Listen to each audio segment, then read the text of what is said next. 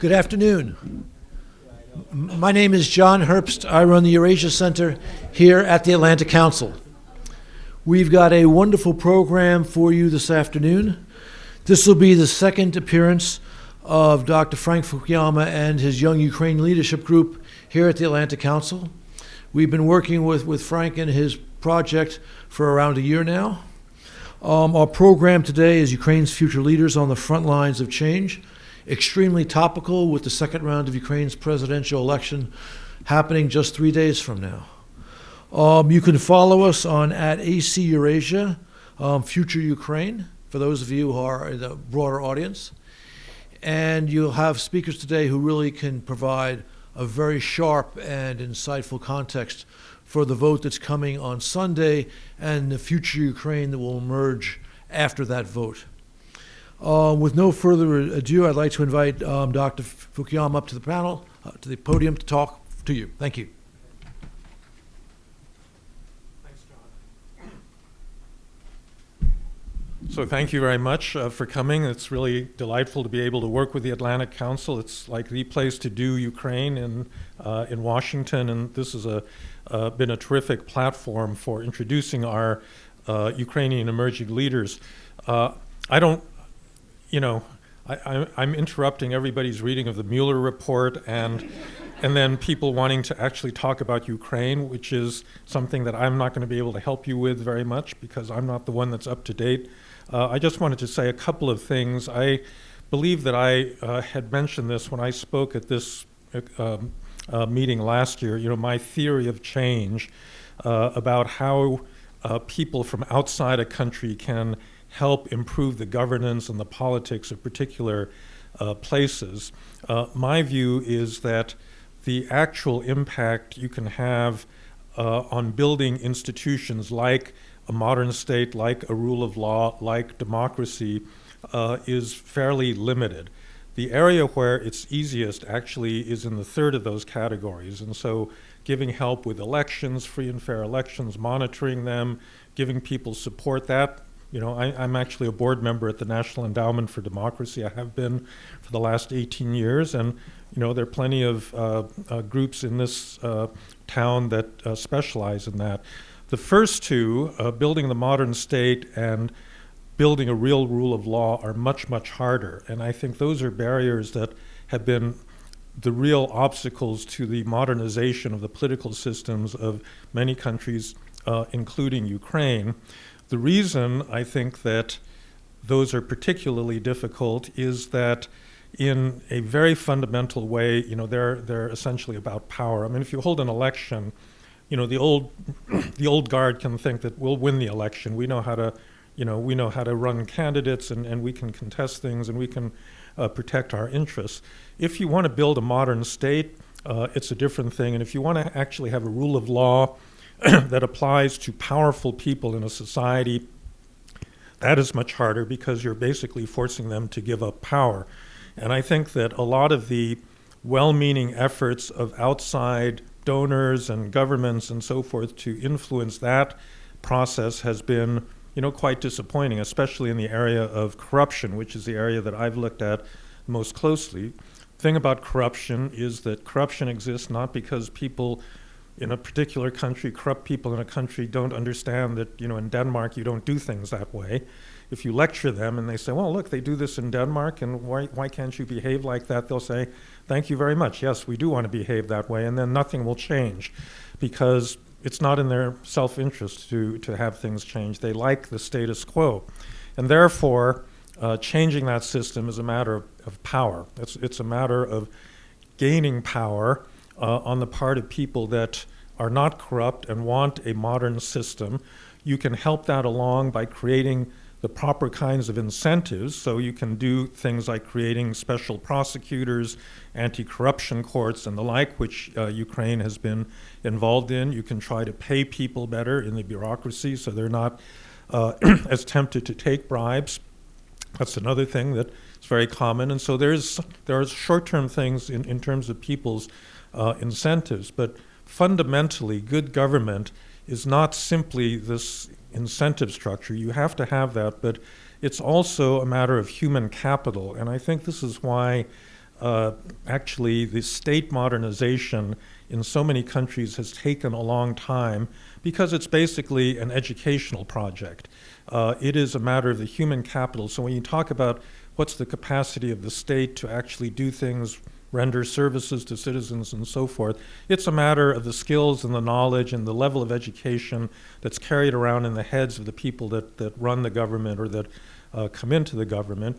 And that is a long-term project. I would just say a couple of little historical anecdotes. Every effective modern bureaucracy that is recognized as such, in Britain, in France, in Germany, in the United States, in Japan, was also connected to a big educational project in which the educational system was renovated in order to provide a whole class of people that could enter the bureaucracy, that could go into politics and would be able to govern the country. So, for example, the Stein-Hardenberg reforms in Prussia after their defeat by Napoleon was connected with Alexander von Humboldt's reform of the German university system. The Trevelyan-Northcote reforms in Britain were connected to a reform of Oxford and Cambridge. The American progressive movement was built on the back of the Morrill Act that trained agronomists and other people that could go into a much more professionalized American bureaucracy. So this observation about the connection between education and state modernization, I think, has kind of guided my understanding of what possible role I, as a researcher at Stanford University, could play in this process. I've watched external donor organizations try to affect, the incentive, the short-term incentive structure in different countries. I would say empirically, if you step back from 2 decades of trying to fight corruption, you'll see certain local victories, but in aggregate, has this been transformational, and where? I think the evidence for that is pretty thin. On the other hand, one thing that I think we can do, and this is my personal theory of change, is you can help build a new generation of much more professional, modern people. And the thing that I keep feeling, so I've been going to Ukraine a lot over the past few years. In addition to this Emerging Leaders program, I have a program called the Leadership Academy for Development, which in recent years has been supported by the Center for International Private Enterprise, where we do training in policy, training people to be policy reformers, and we do this in Ukraine itself. We've been supported in that by the Center for International Private Enterprise. And so, what we have been hoping to do is to actually build a whole network and a kind of new generation, or encouraging a new generation of reform-minded younger Ukrainians. And I would say the single thing that makes me really actually optimistic is every time I go there, I come back, meeting a lot of young people that really do want a different kind of country. And I think it is going to take a lot of time, but when these people really come into their own and are really running the country, it's going to be a completely different country. Last thing I'll just say is why this is important. Why Ukraine? So at Stanford, we've had lots of requests from lots of different countries. Like as soon as the Brazilians found that there's a Ukrainian Emerging Leaders program, I said, how about a Brazilian Emerging Leaders program? And Brazil is it's an important country. I think it needs to do better than it's been doing, but I really do think that Ukraine plays an outsized role in Europe as a whole, and it's both a symbolic and also just a geopolitical role that is much more important than other countries, other post-Soviet or post-communist countries. It has twice now made an effort to break with its Soviet past, with its authoritarian, kleptocratic neighbor. And I think that neighbor does not want this to happen. I think that the Russians understand fully well how important it is that Ukraine not succeed. I think that the success of Ukraine internally, that it can actually be a democracy with real competition in politics, that it can clean up its act in terms of the way it's governed, is really the critical battlefront in a global situation that in the last few years has not looked very good for democracy. We've seen a huge amount of backsliding in Eastern Europe. one of the most disappointing things has been the fate recently of Hungary and Poland, and the Czech Republic and Romania and a lot of other countries that still seem very much mired in corruption, but also very much tempted by their own domestic forms of Putinism. And actually, in that respect, I think Ukraine is doing better because it actually still believes in Europe and the European Union and the idea that liberal democracy coupled to an open capitalist economy is still the wave of the future and the way to go. And so therefore, I think, in many ways, the way to counter Russia and Russia's, pretty long-standing imperial ambitions in that region is actually to make Ukraine succeed. I mean, that's the single thing I think that all of the Western powers can do, that is going to make a really big difference in that struggle. So that is, why I think we've invested, we at Stanford, and this includes people like Larry Diamond and Mike McFall, we've invested a lot of time and effort in this program, in our Ukrainian Emerging Leaders program. By the way, we're going to have a little conference on Ukraine on May 10th, so anybody that's interested, it'll be on our website, and I hope you'll be able to participate. Melinda's going to be there, so we're looking forward to that. But I'm looking forward to this discussion because I actually want to learn something about Ukraine. So I'll shut up, and thank you very much.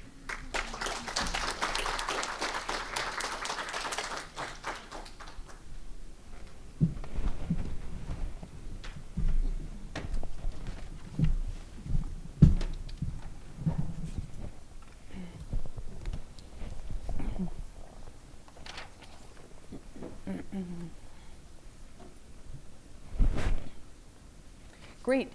Good afternoon. Thank you all for coming out. My name is Melinda Herring. I'm the editor of the Ukraine Alert here at the Atlantic Council. If you could turn down the echo, that would be fantastic. Okay, let's try that again. Okay, still a little echo. Thank you. Thank you. I'd just like to say that the Emerging Leaders program at Stanford is a phenomenal program. And I think it's so important right now, 5 years after the Euromaidan, because there were such high expectations that we would get it right and it would be done so quickly. And civil society has discovered that it's not a sprint, it's going to be a marathon. And it's so important. And I just want to thank Dr. Fukuyama for having the wisdom and the leadership to put this program together, because Ukrainians who are doing this work need a break. It's very, very exhausting. So I just want to say congratulations, and I think this program is really phenomenal, and we're really honored to have you here today. So please help me welcome. All the way to my left is Sasha Ustinova, and she is an expert on healthcare, and she is one of the feistiest anti-corruption warriors in Ukraine. And I've had the pleasure of knowing her for 3 years, and there's nothing this woman can't do. So it's really great to have you here. Welcome to the Atlantic Council. In the middle is a gentleman who's going to change, or is changing, Ukraine's education system. Ivan Promachenko, who's the co-founder of a MOOC. It's the massive online platform called Prometheus. Welcome, Ivan. It's great to have you here as well. And then, last but not least, is Natalia Mikulskaya, who is the former trade representative of Ukraine and knows a great deal about trade and economic development. Welcome as well.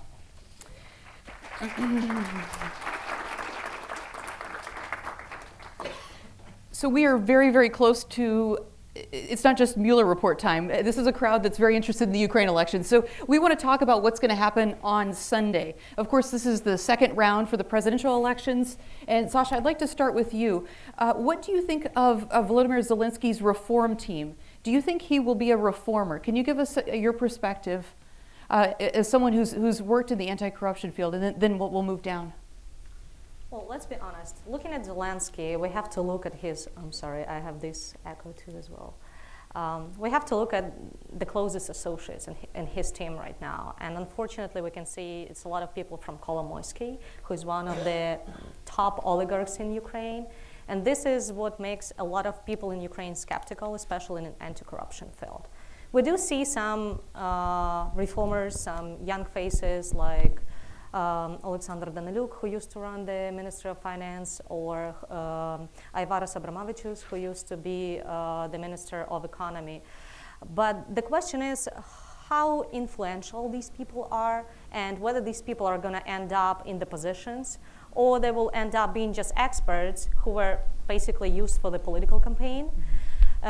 For young people and young voters to believe that there are changes that might come with these upcoming elections. Unfortunately, the latest statements and the latest interviews that I've seen from Zelensky team make me doubt even more, because a few weeks ago he's been saying he was very supportive on the healthcare reform, which I care a lot about, and Uliana Suprun, and in the interview in the morning he says that he's very critical to the healthcare reform. So we cannot see that there is an agenda that he will stick to, and that we cannot see that there are certain fields that he is going to work in. So it is very difficult to say so far what his team will look like, because he has announced it as long as I know, like an hour ago, some of the team members were announced. Galina Yanchenko, who has been working on our team actually, he's one of those young activists who joined Kyiv City Council and then anti-corruption movement after Maidan, and Ruslan Rябошапka was one of the first NAPC members, National Anti-Corruption Prevention Agency. So we will see. There are some faces that do want me to hope, but again, it is the question on how influential Kolomoisky and his close associates are in this case. For sure, and I think most people are waiting to see the parliamentary list in the fall to sort of answer that question. Of course. Yvonne, can I turn to you? What are your so you just wrote a very sharply worded piece in Nova Vremya about Zelensky. Do you share Sasha's sort of cautious pessimism on Zelensky, or where are you on this question?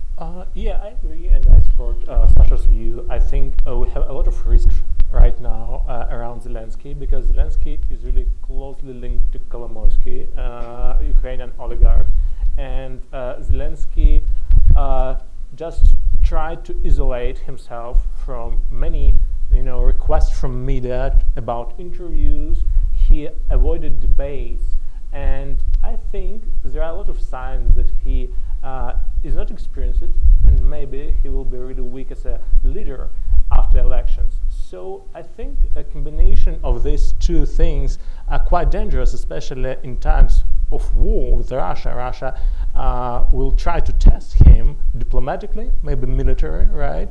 And I think this combination is quite dangerous. We will see what will happen, but right now I'm really skeptical about him. Natalia, what do you think of Zelensky's economic team? Will he be able to form a government and negotiate responsibly with the IMF? I'm a lawyer by my previous background. Before joining the government, I was working 15 years in top 2 Ukrainian law firms. So I usually, stick to the constitution and to Ukrainian laws. And based on the constitution, we still have not heard the final results of the elections. So I wouldn't say, we're assuming a lot of things, but still, let's wait for people to vote. The second very important issue for me, that Zelensky as a president will not have a direct influence over the economic policy, because economic policy lies within the competence of the government, and government is formed by the parliamentary coalition. For sure. So therefore, the importance of parliamentary elections that will happen on October 27 is again of paramount importance for development of Ukrainian democracy, and what is most important for economic development. Because even if we imagine that the president, one of his ways how he can influence economic policy is submitting laws to the parliament, even if he submits these laws to the parliament, I'm not sure that the parliament will be functional in this period between we have inauguration and between the parliamentary election. And again, even if he submits this law, the question is whether these laws will be voted. Thus, I would say that for this particular time, I do not see how potentially newly elected president might influence economic policy. Now, although I can say that I worked with Ivaras, he was the one actually that brought me into the government. I worked with Alexander Daniluk, and I believe that they are decent people.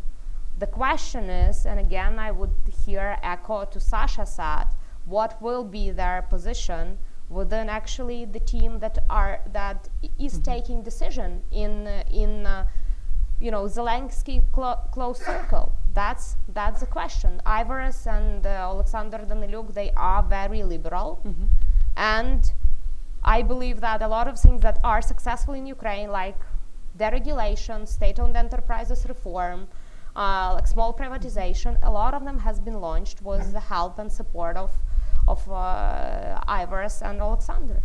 Definitely. You made some great points there. That 6-month period between the presidential and parliamentary elections is definitely one to watch. Can you tell me, Natalia, what steps should Ukraine's next government take to get the economy growing to about 7 or 8% and convince people there's a lot of Ukrainians who are in Poland and the Czech Republic to come home? That's a great question, but I would like to start from very important point. Now, when we are at this stage of election, a lot of people are lynching Poroshenko and the current government for not actually performing. But I would make a point here that for the last 5 years, Ukraine has gone through much more reforms that has ever been done in the history. And we need to give a credit first to President Poroshenko and also for the coalition government for a lot of things that has been done, especially in economic sphere. Just imagine like the economy is growing. Yes, the growth is not 6% that we wanted, but we have a stable growth of 3% as compared to what we have. The national bank reserves are up. They were 97,000 Ukrainian hryvnias after Yanukovych flew with all money. They are up now. Our export is growing, notwithstanding that Russia started like full trade war against Ukraine and closed its market and closed the transit of Ukrainian goods. We have free trade agreement in force with European Union. We have a new trade free agreement with Canada. We have agreement with Israel. So a lot of good things has happened. We have SOE reforms. We have actually here Anders Oslund that sits on the board of Ukrainian Railways, the most corrupted before institution in Ukrainian history. Could you imagine that 5 years, like 6 years ago or 7 years ago? I wouldn't do that. So again, the question is what to do in order to accelerate the economic growth that we have, not to stop the reforms that has been already launched, and again to boost the economic growth. The recipe is very easy. First one, foreign direct investment through a very important thing, privatization. The second very important thing is judicial reform. None of the big foreign investors would come to the country where the property rights are not protected. For sure. Definitely, the second very important point for me is development of innovation and entrepreneurship in the country. I truly believe that small and mid-sized business should be the one actually securing, bringing foreign currency into the country. So the more we invest as a state into development of small and mid-sized business and their export activity, the more stable and actually, I believe, the more economically secure the country will be. And I think that, we just started doing that. We established first ever export promotion institution in Ukraine that state is financing. So it's not the donors that are financing this institution, but state. The same for investment promotion institution. So the government is doing a lot of steps. The fourth very important block that I believe we still need to stick to the fiscal and financial service sector reform. Without that, without having the reliable banks, and without continuing with working on the fiscal reform that Natalie Juresko started and Oksana Markarova and Alexander Daniluk were working, we won't be able to prosper, and we desperately need IMF to stay with us. For sure. And in the last year, Ukraine has become the poorest country in Europe. FDI levels are flat. 14 billion is coming back in remittances. It's clear that Ukraine needs a jumpstart, and I think the steps you laid out are great first steps. Ivana and Sasha, if I can bring you back in the conversation, can you tell us about the next parliament? I know we're 6 months ahead of that, but can you give us some general observations? Will the next parliament be as good as bad? A lot of people think it's going to be fragmented, at least 5 parties, and less reform-minded than the current one. Do you agree with that or disagree? What do you think? And the issues you care about, education reform and healthcare, do you think that there's going to be any momentum to change those things in the next 5 years? So let me try first. I think it's a good question. I think parliament elections will be maybe even more important than the president one, because we will have a relatively weak president. Parliament will have to take a lot of responsibilities, and I think it's kind of a really important conversation. I think so. First of all, next parliament probably will be more populist, and it's obviously extremely dangerous. Maybe more fragmented. I think a lot of political figures, a lot of representatives will be out of the parliament, and a lot new faces will be in. I'm not saying good new faces or bad new faces. I'm just making a prognosis about this. And I think there are a lot of different groups that are talking right now. We don't have any even preliminary configurations about pretenders, political parties, etc. So just a few, obviously, Sluha Naroda, servant of the people, right?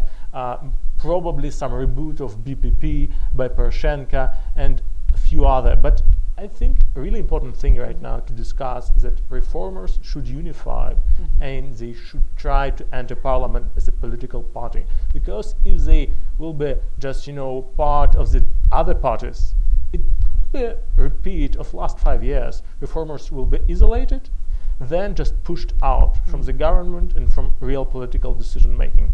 I think it's extremely important. And from my point of view about education, right?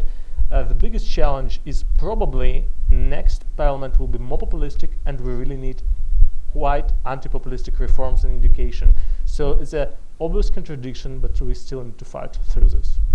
Great, thank you. Sasha? Well, let me just add a little bit. Ukraine is a democracy, and it's obvious at every election we have in Ukraine, because probably in Russia there is no doubt who's going to be the next president or who will have the majority in the next parliament. In Ukraine, we have less than half a year prior to the elections, and nobody knows who's going to have the majority or what the coalition is going to look like. And this is good, and this is the achievement of Maidan. But on the other side, let's go back to 2014 when we had the elections. 2 months before the elections, nobody knew who was going to be in the parliament. So I remember everybody was giving 1 point something up to 2% to Samopomich, which ended up having 7%. I think Narodny Front was surprised by themselves of how many votes they actually got in the parliament. So Ukraine is very unpredictable, and it is really early, I would say, right now, when we do not know what it's going to, what even the parties that will run will look like, to say what the parliament will actually do look like. Yes, we do still have the polls showing that there would be 25-26% for Sluha Narodu party, which is the party of Zelensky, even though there is nobody in that party yet. And this is obviously a populism that people is going to vote for. But again, my biggest hope is that there will be a unification of the young leaders, of the young reformers, because we don't have these old parties that has been there for the last 5 years, and we don't have any support for them in the parliament right now. So Narodny Front is basically dead. You have like less than 1% of people supporting them. BPP, which is the party of the president, doesn't have any support, and one of the greatest examples of that was that the president was running as an independent candidate, not from his own party named after him. So we don't know who is going to run, who these people are, and what the coalition is going to look like. So yes, it might be more fragmented. On the other side, we're a parliamentary presidential republic, so we will need to form a coalition. So it doesn't matter how many parties there will be. There should be one coalition, and people will have to negotiate whether with Zelensky's party or somebody else. I just got back from Kiev, and everyone wants to be prime minister. I could say that's the one thing that I learned is everyone's jockeying to be prime minister. One of the interesting things, and a question that really fascinates me, is why Ukraine doesn't have real political parties, right? You could argue that maybe Fatherland is a real political party. It has regions, it has a name, it has a leader, but parties come and go. Do you think that that's going to change in the future? Why doesn't Ukraine have real political parties that are based on ideas or ideology? I would say it's institutional, probably. It takes time for people to believe, because we are a young country. I mean, and people tend to vote more for faces than for agendas or for political or for what this party stand for, because unfortunately any of these promises are not being fulfilled. So our politicians do not follow the promises, so people do not even bother themselves reading what they're talking about, what their agenda is. So they're looking at the people and they make the decisions based on their public statements, probably on the TV channels and on the billboards. Nobody cares what the agenda is because nobody out of the politicians cares about the agenda, and nobody actually pays with their political votes for that agenda, because let's be honest, Poroshenko and Lutsenko, when they were back in 2004 in Nasha Ukraina, they were the first one who stood up for to release the immunity from the MPs. And right now they had the full power to do that. Nobody did that. So people do not believe in these promises, so they don't care about the agenda. They care only about the people that they look at. Interesting. And I think there's also a residual sort of factor with people are skeptical of political parties as well, after the Soviet Union as well. So maybe that's a piece of it as well. Ivan, hop in. Yeah, I think Ukrainians don't have a lot of good experience with politicians. Because of it, they despise politics, and politicians try to stay as much out of it as possible. And obviously, if citizens are not active in politics, it opens doors to oligarchs to create, pockets parties. And basically, this is a circle. Then we need to push citizens to actively participate in politics, not only to vote, but volunteer, fund political parties, and run for office.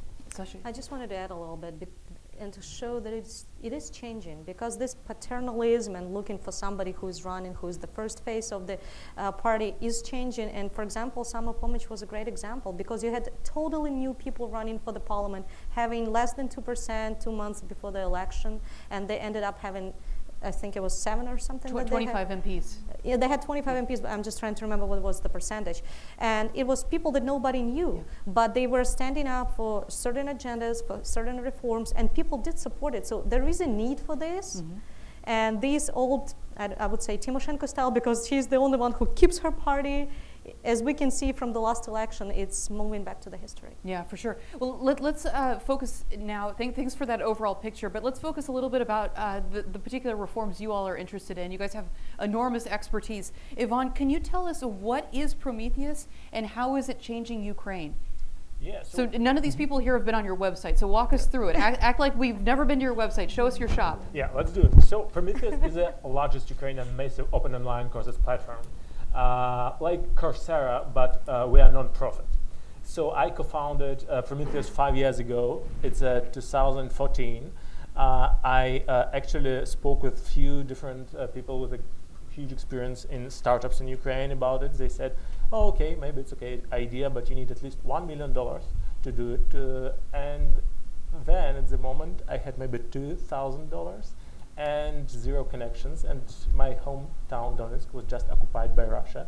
So I thought, okay, I need co-founders, and we need to figure something out.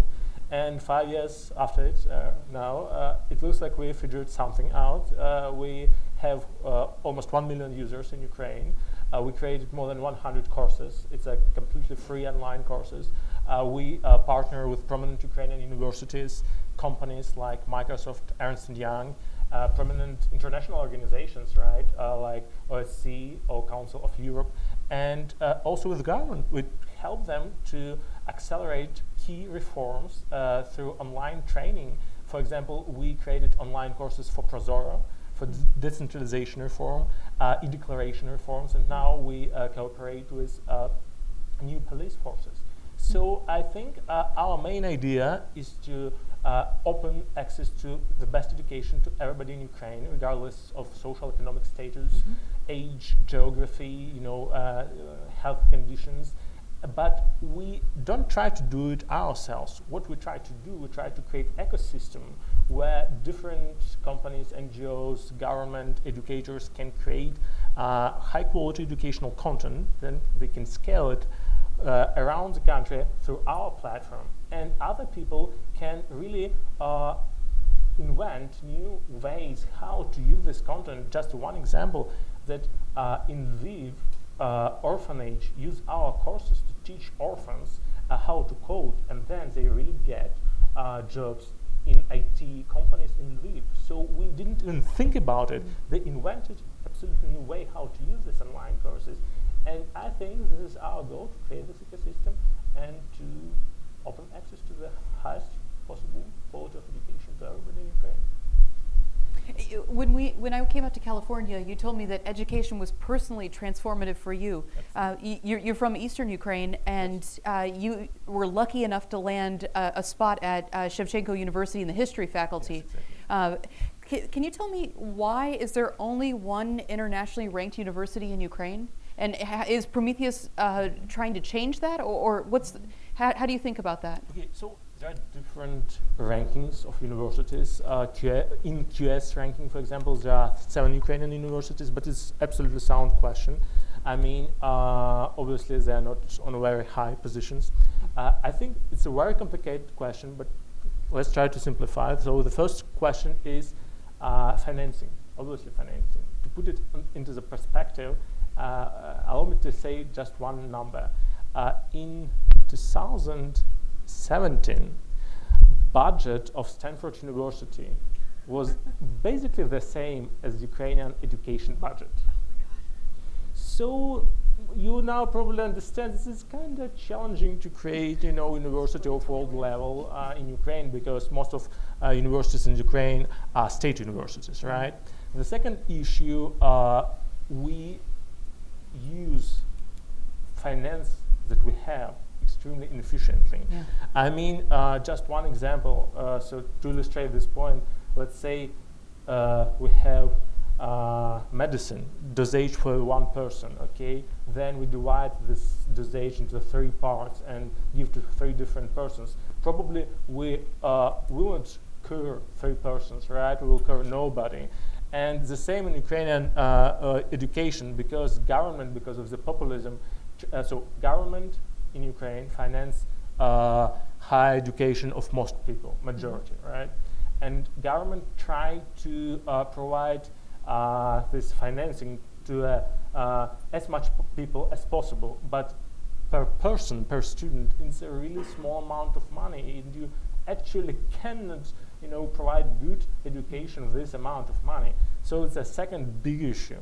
And I would say the third one is educational management, because in Ukraine there are few really good universities, private, like Ukrainian Catholic University, or state-owned, like Kyiv-Mogila Academy. The thing is, they have good management, right? But in most Ukrainian universities, presidents elected basically, again, I very simplify this thing, they basically elected by old heads of the departments.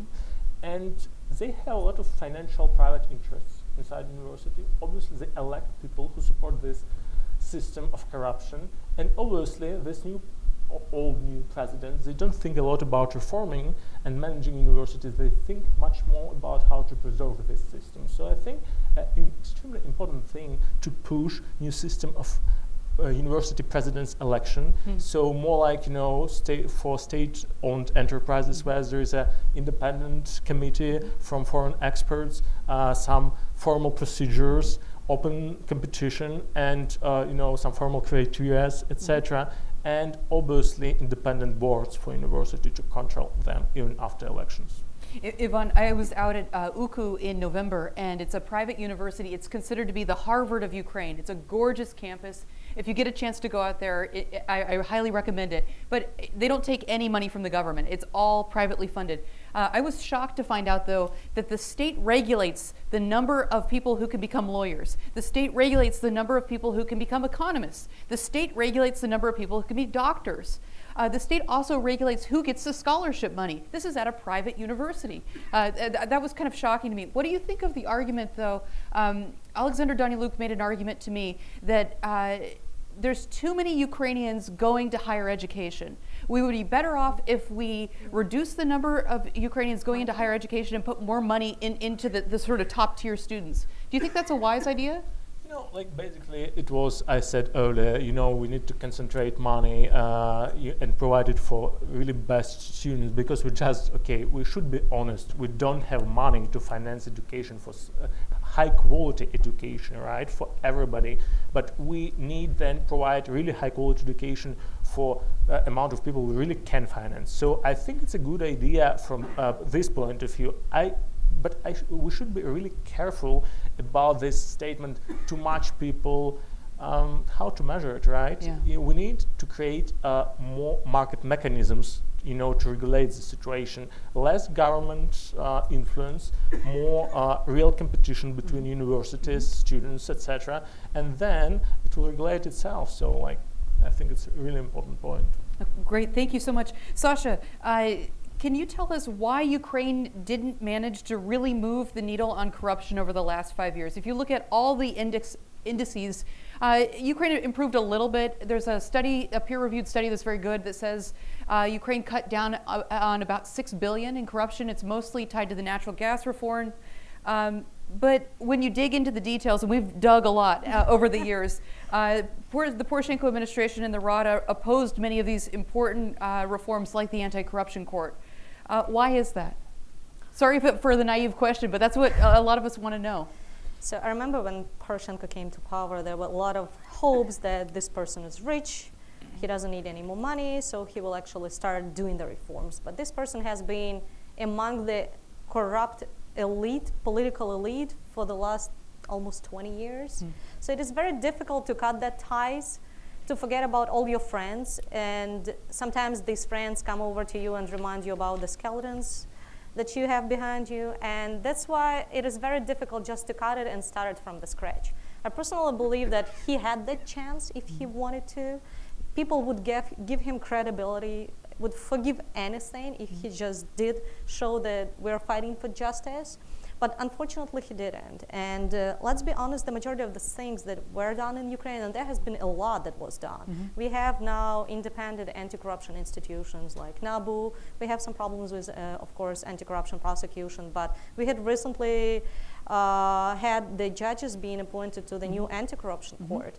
The majority of these things were done, unfortunately, not because the president or the parliament wanted it to be done, but just because there was a strong push, I would say, from the international community and from the civil society, because there was a huge demand for this justice, because nobody was convicted after all these murders at Maidan. Nobody ended up in jail, and none of the money not confiscated, but arrested from the former Yanukovych officials were even confiscated or brought back to the country. That was the problem, because the old, so Poroshenko was basically responsible for the failure of the judicial reform, because let's be honest, he had the majority in the parliament, and president is the only person who can introduce the bill on reform in the judicial reform in Ukraine.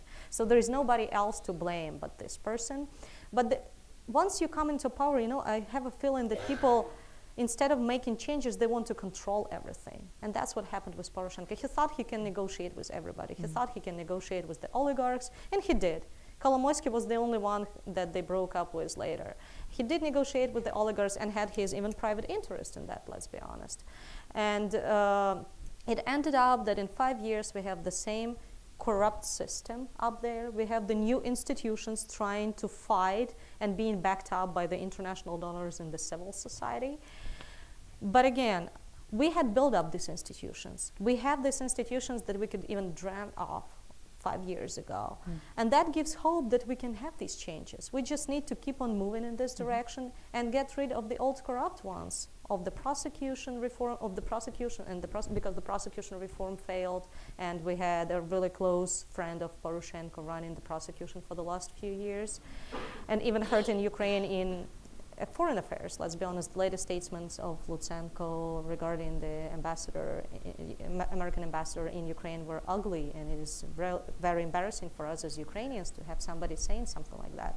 So it failed because they thought they could have controlled it. It ended up that this system is now striking back at them, and actually Poroshenko is the one who is under attack now as well, because a lot of the things that had been done, like the recent decisions of the court on Privatbank, this is this is not helping Poroshenko to get at least a few more % in the elections. Explain that. That story just happened. So we had yesterday was a decision of the local Ukrainian court that privatization of the biggest bank in Ukraine, Privatbank, which was previously owned by one of the oligarchs, Igor Kolomoisky, and privatization of it was a demand from the International Monetary Fund. The Ukrainian court actually decided it was illegal. So, and basically, right now nobody knows what needs to be done, because unfortunately we have our courts making decision on anything they want. We actually sometimes we're making fun that they can actually, I don't know, have a decision that Trump is not a president or something like that, and it would be okay for Ukraine because they make decision on anything they're being paid off. It's a totally corrupt system.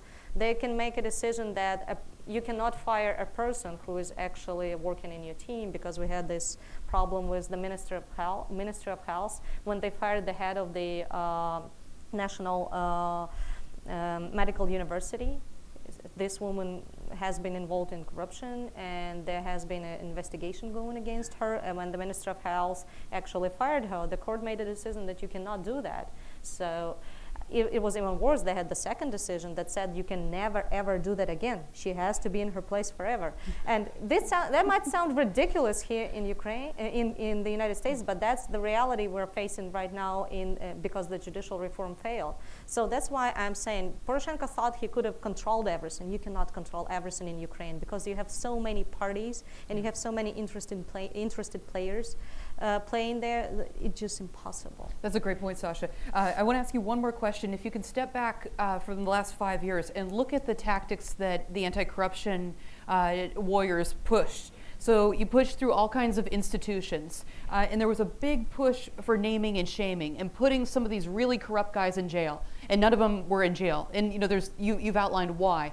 But there's also a sense of frustration, right? There's a sense that justice has not been served, judicial reform failed, but was that the right approach? Was the naming and shaming? So there's an argument to be made, and I don't think you can just dismiss it as stupid. There's an argument to be named that maybe the standard for naming and shaming wasn't the right one. Maybe that we should have considered different kinds of criminal charges that could actually be brought. What do you make of that argument? Well, the problem was not with the naming and shaming. The problem was that actually the rule of law was not implemented, that we had the judicial reform failed, and so everybody knows who did what. And one of the greatest example of that is Roman Nasirov, who is the former head of the tax service. So he was running for the president, and he got like 50 votes out of the 42 million people living in Ukraine. But so everybody knows who that is. Remind our audience doesn't know. Give us a one-sentence version of who Nasirov is. So Roman Nasirov was the former head of the tax service. He was accused of corruption by the newly created law enforcement agencies such as National Anti-Corruption Bureau, and he's been.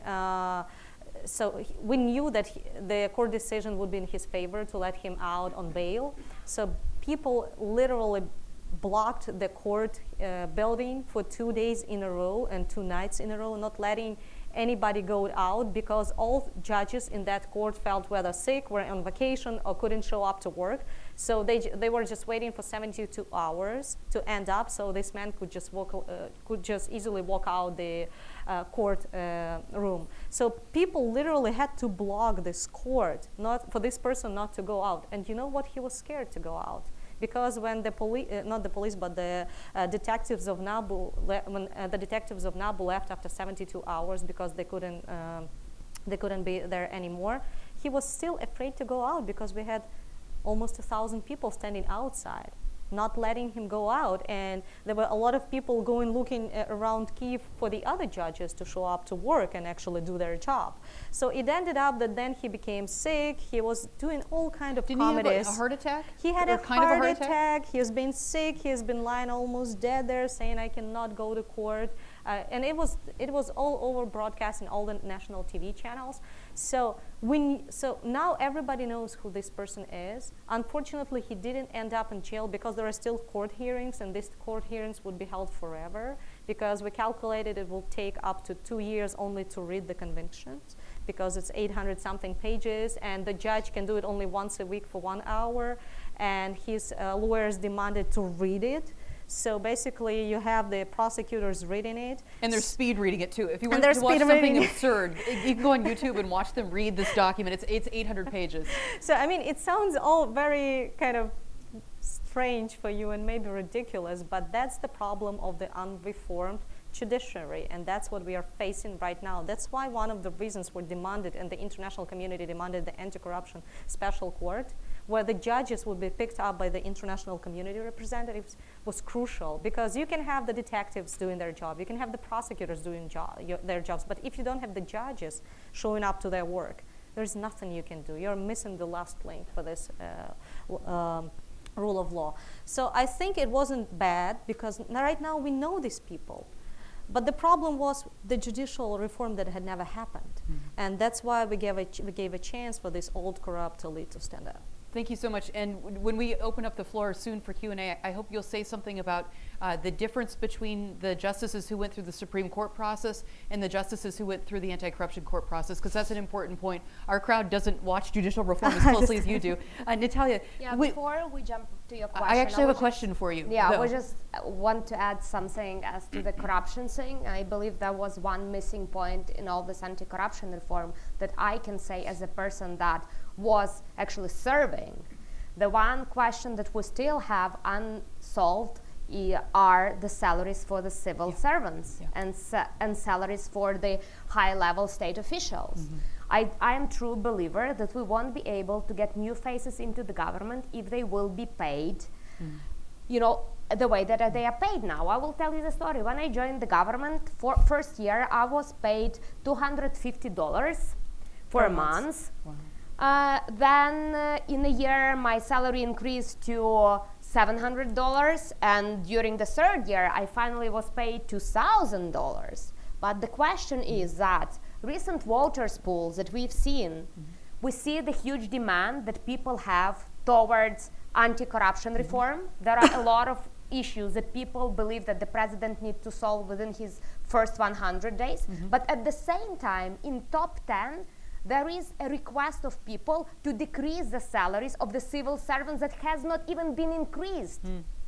So the question is that I believe that all young reformers, the people that believe that we need to bring new faces to the government, new decent people, going back and forth from business to government, from government to business, from civil society and back, they just need to stood up and say, you know what? This country is not going nowhere. The anti-corruption reform is not going anywhere unless we have decent salaries for civil servants and for high-level officials. It's not going to be popular, but increase of the gas tariffs was not also popular reform. But we've done and gone through that because I believe that the communication was done properly. So we need to unite all of us that believe that we need young faces and just stood up with support of the international community, potentially IMF, to put this reform as a part of anti-corruption reform and say, you know what, we need to do that. That's the only way to get new faces, to get new, not corrupted people into the system, to get doers into the system. That's a great point. So you were the trade representative. Can you tell us, imagine that this crowd doesn't know anything about Ukraine. What's your pitch when you go in and talk to new countries about free trade agreements? What are the sort of top 3 or top 5 things that you can say, you know, beyond Ukraine has the most fertile land in Europe? What are you telling people? What were you telling people? Yeah, actually we're now competing with Mueller report, and we're also competing with Zelensky introducing his team on Don't 1+1. sing or dance, okay? You promised me you wouldn't. That's what Okay. I tell. No, I will tell joke. Okay, when good. I first joined the government, and I got my business card in Ukrainian and English, and I'm just looking at my English business card, and my position is written as a sales representative. I'm just like, yeah, you know, maybe that's the point. I'm here to sell. I'm here to sell Ukrainian goods and services abroad. So, you know, like my pitch is that, first of all, is Ukraine has the biggest talent pool in Europe. And it's not about workforce. I would make here a totally distinction. Ukrainian people are talented, creative, hardworking. And there are 42 million of them. So first is talent pool.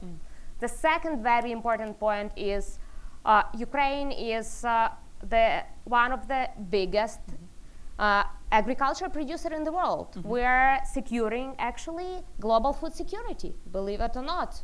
Ukraine is among top 3 suppliers now. Therefore, tremendous potential in food processing. The third very important point that I keep saying is Ukraine is one of the best engineering destinations in the world. We have among the few nations that have the close aerospace engineering circle. Nobody knows that Ukraine still produces airplanes. We have rocket science engineers. We have a lot of engineers that are working in tech. So tremendous potential related to tech and innovation, rocket and aviation space. My fifth bet is that Ukrainian geographical position. Ukraine is situated very close to Europe. We are situated still, we have actually sea access from where we can bring goods to Asia. We also are not far away in terms of flying goods to other destinations in the world.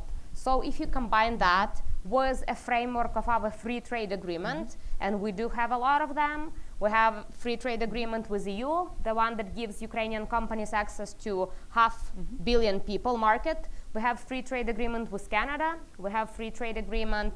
We will have the free trade agreement with Israel. We have free trade agreement with Georgia. We have free trade agreement with EFTA member states, Switzerland, Norway, and some other countries. We do have free trade agreement with Montenegro and some Balkans country. So I do believe that all of this makes Ukraine actually the great destination for investment into the export-oriented industries or industries that are servicing export-oriented industries or that are engaged in the logistics of the goods. But I am a true believer now, working for half a year in Silicon Valley, that innovation is the future of Ukraine.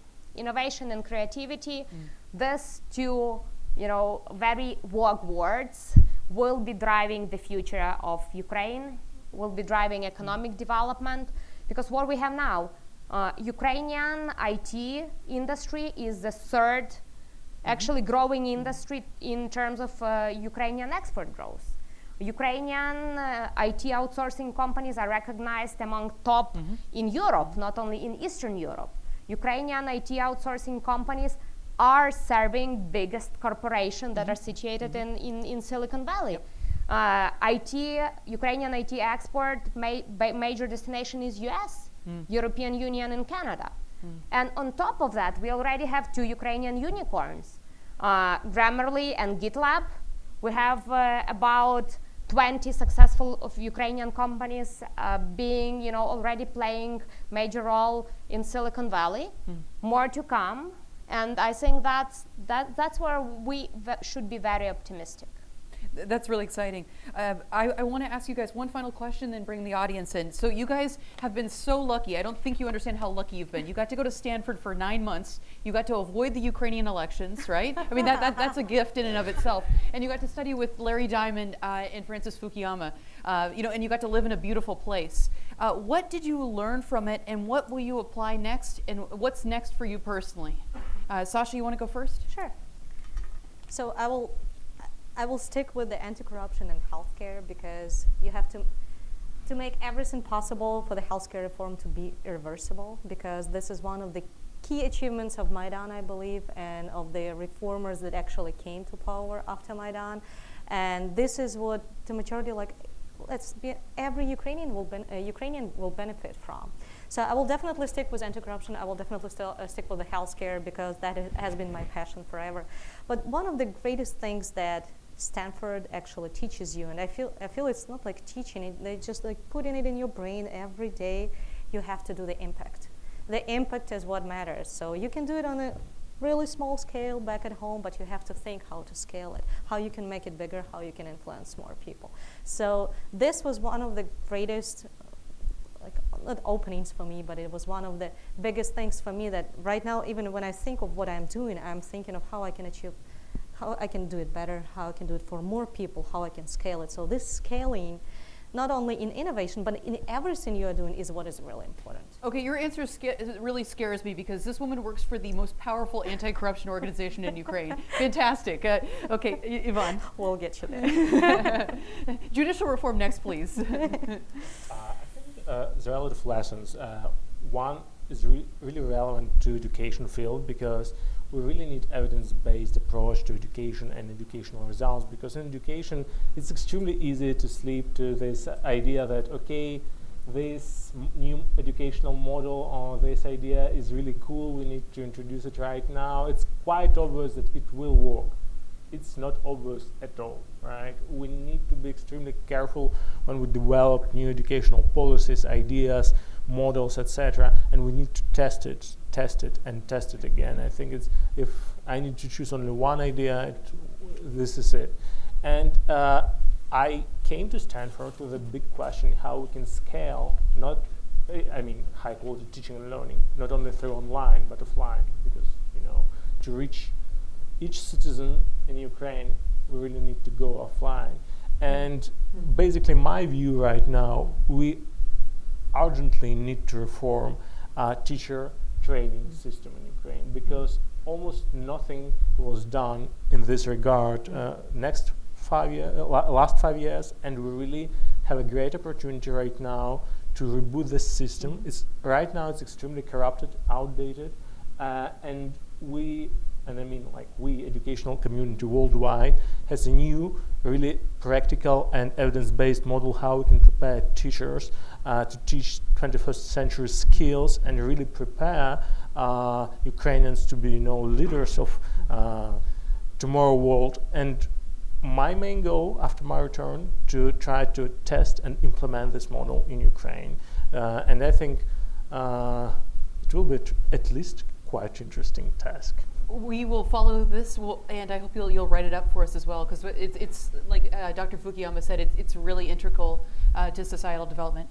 I think that we're still in the process of actually not digesting, but now getting all this insight of digesting all this knowledge that we and know-how that we got from Stanford. My takeaway as of today, first of them is we as Ukrainian needs to assume responsibility for our country. Nobody will do anything in Ukraine. So, if I want my son to, potentially be a founder of a unicorn, so I need to work hard to get innovation back in Ukraine. If I want to celebrate my wedding anniversary with my husband at the place where we spent our honeymoon, which was Crimea, Mosbacher, I need to work hard for Ukraine to be successful in economic development, so the Crimean people would decide that they want to rejoin Ukraine. If I want, also a lot of people to be proud of my country, I need to talk more about successes. Absolutely. And I need to create more successes. And I need to find the people that are ready to unite not against somebody or something, but to unite for something. Ukrainians are very good in uniting against somebody or something and fighting, some very dangerous situation. But I believe now is the time to unite for liberal values, for market economy, for economic development, for innovation. My second takeaway is that we all need, if you want to do a major thing in life, you need to be decisive. We had a very interesting discussion on that. So we need to be very decisive. Now it's a time to take decision and to assume responsibility for them, notwithstanding in which sphere you are going, to work further. And especially if you are looking into the political environment, you need to be decisive. The third takeaway, now I know my mission in life. It's not only sell Ukraine. My mission is to build bridges, between Ukraine and US, Ukraine and Canada, Ukraine and Silicon Valley. Because only if we build bridges, if we connect the right people, but what is most important, if we actually create this bridge for the people to come, to meet, to join, to do business, only then we will have a result. Wonderful, wonderful. Okay, so now it's your turn. Here's what we do at the Atlantic Council. We raise our hand and we ask a question. We don't make statements, but before you ask a question, please give us your name and tell us where you're from. Gentleman in the purple glasses right here. Stanley Kober. Thanks, Melinda, for the purple glasses. There's a saying from Bertolt Brecht's play Galileo. Unhappy is the land that has no heroes. And Galileo replies, no, unhappy is the land that has need of heroes. Ukraine has been looking to its past, but one of the heroes it has identified as Bandera from the Second World War. A lot of people have been re-examining him, praising him. He's a role model. I don't know how seriously to take this as an indication of where Ukraine is going. So I would ask the panelists, how do you assess the significance of the reemergence of Bandera from Ukraine's history? Thank you. Who wants to take that? Oh, Would you like to take it? First of all, I think Bandera is not very popular in Ukraine right now. So maybe there are a lot of, conversations around Bandera, especially outside of Ukraine in Russian propagandist medias, etc. But I'm kind of skeptical that in Ukraine he is really considered as a hero by some majority of people, right? This is the first thing. The second thing is probably, again, I think we should think, and I believe majority of Ukrainians really concentrate on the future. And I think this idea that we need to analyze past, find some heroes or anti-heroes in the past, it's kind of counterproductive. I'm a historian by education, so I really love history. But my main takeaway from undergrads in history, we really should be very careful and not allow past dead people control narrative today. We need to think about narrative for the future, and we need to think how we can create free, prosperous country for all the citizens of Ukraine, right? And I think we really need to concentrate on it right now. Great, thank you. Sasha, did you want to say one? I just wanted to say that the more meetings we had here in DC, it was very obvious that people usually ask questions that are not related, that don't being brought up that much in Ukraine, for example, about the white radicals, about Bandera, if people are going to vote for Svoboda, which is a right radical party. So it had never. Every time I'm saying this is really good Russian propaganda work, because if you ask a Ukrainian, this is not this is not a question that can divide the society or something. So I would say it's more kind of Western-oriented propaganda that Ukrainians still fight about Bandera, or there is right radicals that take over. Yeah, I would just add, I'm from Western Ukraine. I'm from Lviv. My grandfather was doing a lot of research in history of Ukraine and what happened with the country. So I have a bit different perspective on Bandera, but here I would make one comment, that all people here are literally affected by the Russian propaganda that is going on. Recently there was a great piece in Guardian where we have seen all these pictures of Ukrainian ultra-nationalists, and the major part of the article stated those people did the Maidan. And I was like, that is not true. Ukraine could not be accused of any nationalism, anti-Semitism. We have Prime Minister who is Jew and who is directly telling that he is Jew. We have the Holocaust Memorial being built. We have the potential, the runoff for the president, Mr. Zelensky, who is also Jew from Dnipro. So Ukraine is so tolerant to other nations. Even in my city, who considered to be very nationalist, we have streets which are called Jew Street, Armenian Street, because that was a city of merchants. So I believe that we here really need to watch for false news and to dig deeper what's going on in Ukraine, how people behave, and what is their attitude, and what are their real actions. People need to read Ukraine Alert. The West needs to pay more attention. No, to be serious for a minute, the West needs to pay more attention and stop just looking for radical pictures and radical headlines. Dr. Anders Oslin wants to ask a question. Thank you very much. I have one specific question to Natalia. You probably heard today that Russia introduced new trade sanctions against Ukraine on oil, diesel, coal. What are your comments on this? How important is it? And do you have any thoughts about why it happens now, just before the second round of the presidential elections? Thank you. Thank you for your question. It's a very valid question. I could comment only on part of that because some of the information is classified as I was in the government. The only thing I can confirm that it's not a surprise. Government was and is ready.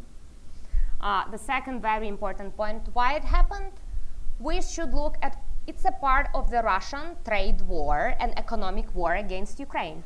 We expected this to happen in between election or potentially in between election and inauguration in order to destabilize situation in Ukraine, because that's how the Russia behave. Nobody believed that Russia is a reliable trading partner or that Russia would not do anything just, to keep destabilizing situation in Ukraine. The question here lies that we need to work more in terms of Ukrainian energy independence and in terms of diversifying the sources of supply of gas and oil, because the question is also about oil and diesel fuel, to diversifying sources of supply and also getting rid of corruption related to energy customs, because we have the special, special type of customs in Ukraine. So this all will bring more potential foreign investors into the fuel and diesel market, and at the very end what we will have, the prices would drop and we will have more sources where we can buy the diesel and gas from. Great, thank you. A question here. Hi, Roxana Allen from Women in International Security and a former SAIS scholar. Thank you for interesting discussion. Could you please address the women participation in public office, especially that you received educations now at Stanford, with less percent of seats in the parliament and with only 5 female ministers, Ukraine has one of the lowest level of women participation in parliament and executive in Europe. Is there any agenda to increase the number to 25% quota for October election? Thank you. That's a very valid question. As a part of my work in the government, I was working on women economic empowerment, actually into bringing more Ukrainian women-oriented business towards export markets. In terms of increasing women participation in politics, I believe that more needs to be done. And there are a lot of legislative initiatives being considered in the parliament. We actually have women empowerment caucuses in the parliament that unites not only women, but there are a lot of other gender representative in these caucuses that are working hard in adopt special laws. I'm not sure that this will happen until October 27, but what the civil society could do and what also we as an active citizens could do, we can create demand for bringing more women into the ballots or into the list of political party. In terms of the government, 5 ministers position, it's, I believe, the biggest numbers that we had for the whole history. And it only happened recently because we have 2 acting ministers joined. Before that, it was very male-dominated. And what we have here, for the first ever in Ukrainian history, we have one of the deputy prime ministers responsible for women empowerment and for women and gender-related issues. Ivana Klimpush-Tsintsadze is driving the agenda within the government in order to empower all women and in order to do gender-related expertise of legislative acts in the cabinet, and potentially they are thinking about doing the same in the parliament. And it's also worth saying that some of the most reform-minded ministers have been women. I wouldn't discriminate here. Well, I would. Let's take the question right here.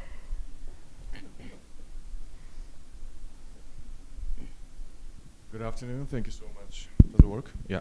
Thank you so much for your insightful thoughts and congratulations on your success in the program. My name is Demna. I'm from TV station called Imedi from Georgia.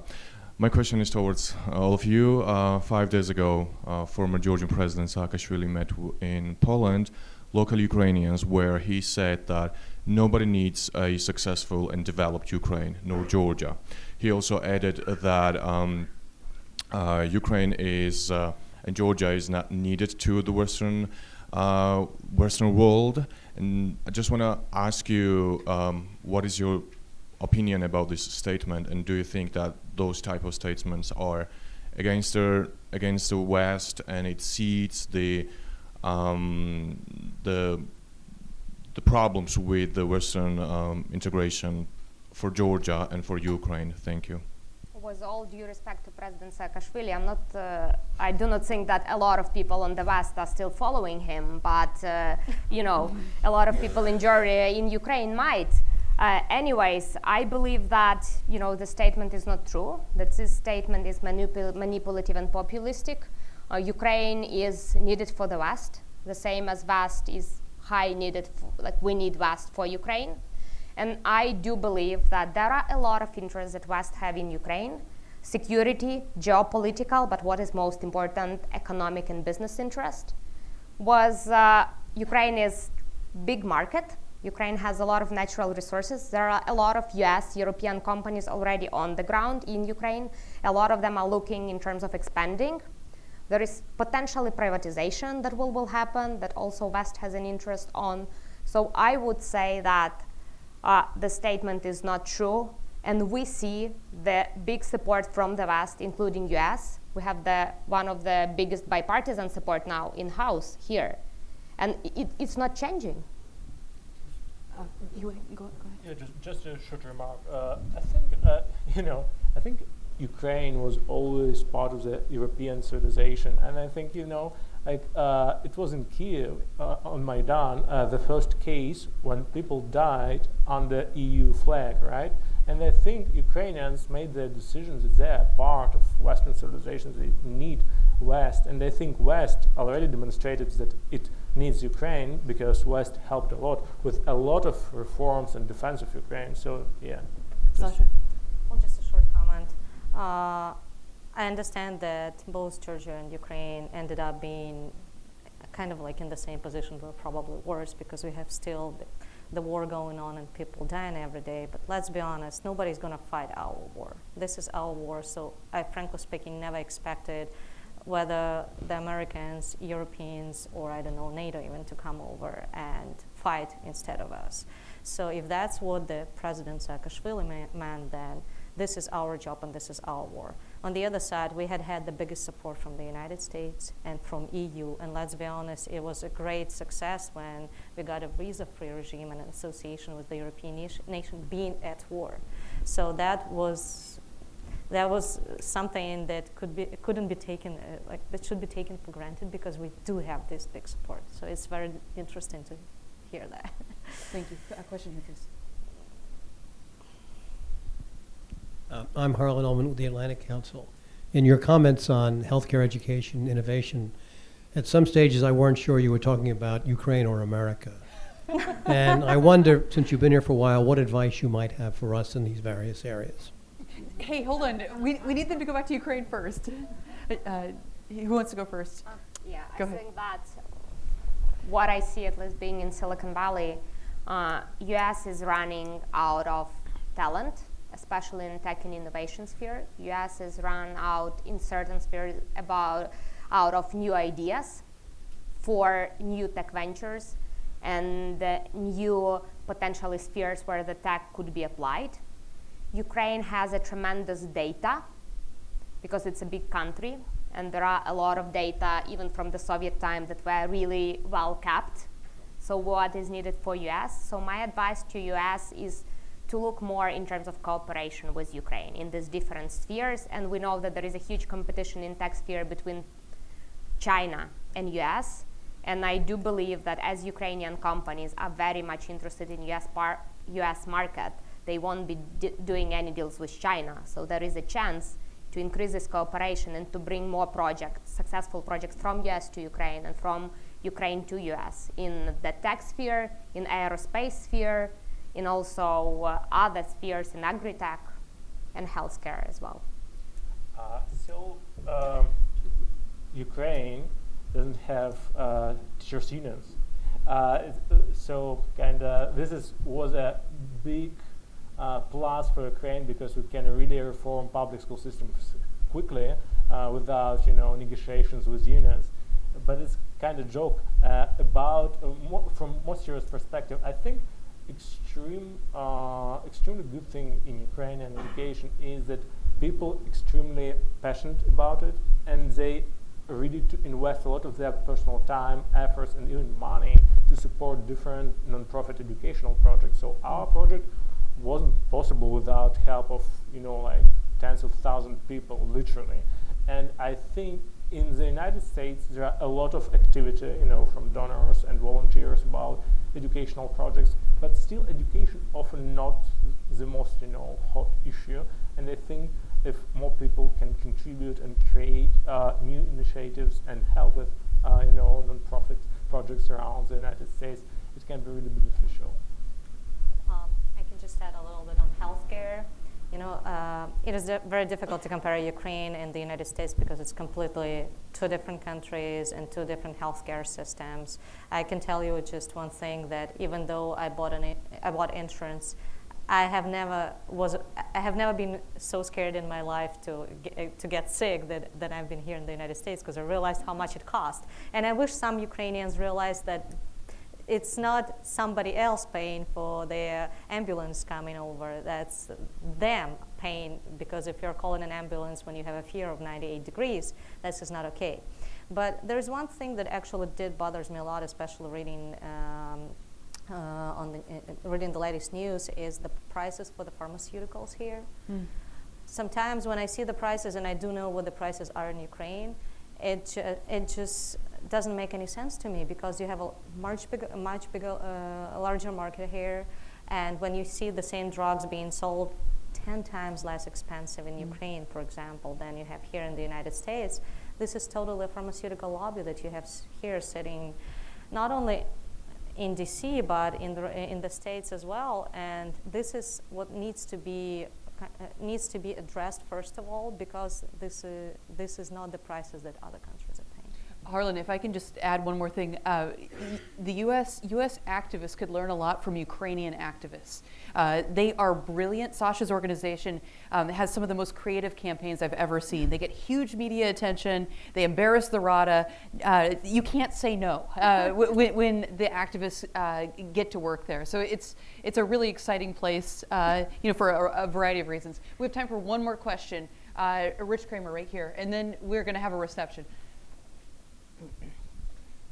Hello, Richard Kramer, Foreign Policy Research Institute. Thank you very much for your remarks and for the moderator today.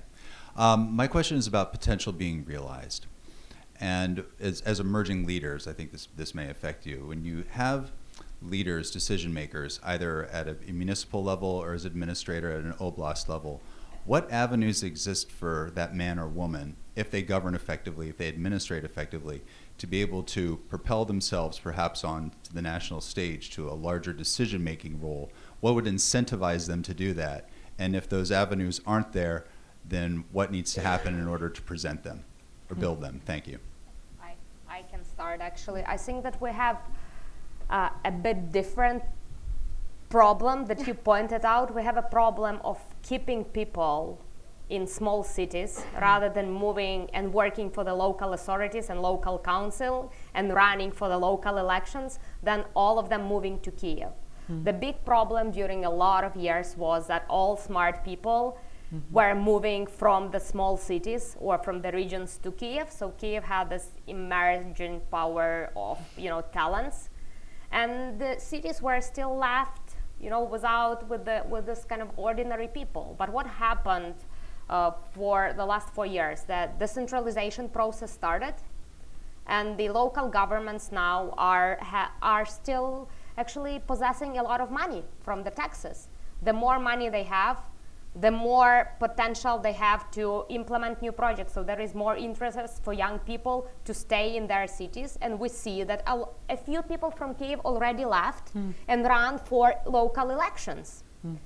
And the other thing, what happened, that a few people that were thinking of leaving from their local administration that they worked, they stayed there, and now some of them are mayors. We have some of them are running like local councils, some of them are local political leaders. But the question you raised is valid in terms of strong political party structure. Ukraine political party structures are very weak, and and I believe that here there is like so much room for improvement in terms of building party structure, starting from the local level and ending up to the Kyiv level. And people also need to be educated that it's fine to be a leader on a local level, because you might be even more effective. But when you are ready, you can move again up to Kyiv because your political party structure works. But I would make here one comment why I believe that political party structure, proper structure, is not working in Ukraine, because of oligarchs. Oligarchs always wanted to have the pocket parties. And the structures were not built in terms of starting from the local level and ending up to the state level. The parties were built to have a pocket parliamentarians that were brought just, because they were close, loyal, sometimes drivers, sometimes bookkeepers, sometimes, even like close kums. We have this concept like godfather of the kids. So the less we have influence of oligarchs over Ukrainian political party building, direct influence, I'm not saying financing, but a transparent financing of the parties, and we will have the proportional system of election, the more we will be moving towards building the proper political structures. Great. So, in a few days, comedian from Kryvyi Rih will be the president of Ukraine. It looks like, socialists walk in Ukraine. But on a more serious note, I think it's a great question. And from my experience, a really huge issue is education. And I mean, it's really challenging to go from local level to national level. You need to understand how to do leadership on this level. You need to understand how to scale ideas from local to national level. You need to understand, public policies very often. And this is a huge question, I think. So I try to visit regions and to speak with people about such issues. I think we need to do much more to educate people about such basics. This can be quite obvious inside our bubble, but this bubble is extremely small, right? We need to really scale our educational and leadership educational efforts in regions. Well, I would say education, you get the majority of the context when you're studying in Kyiv, and you actually can easily find your job in Kyiv, especially if you, let's be honest, if you want to be in a social, political sphere, there is almost no universities in the regions that can provide you this education, and that's why so we have a few, but that's about it. So the majority of them are located in Kyiv, and people just move there when they're going to study and they never come back. There is another issue that I would actually point out. We have a big problem of local people not wanting to go up because there is no accountability on the local level. Because everybody, the chief of police, the prosecutor, the local prosecutor, everybody. And we actually do have a problem that actually people who stay and keep the positions, they keep them forever. And they don't want to move because they're very comfortable with it. It's good to be king, Sasha. So we're out of time and we must conclude. I know there's many people who still want to ask a question. The good news is we're going to have a reception and you can talk to these wonderful people one-on-one. Before we conclude, please help me thank them.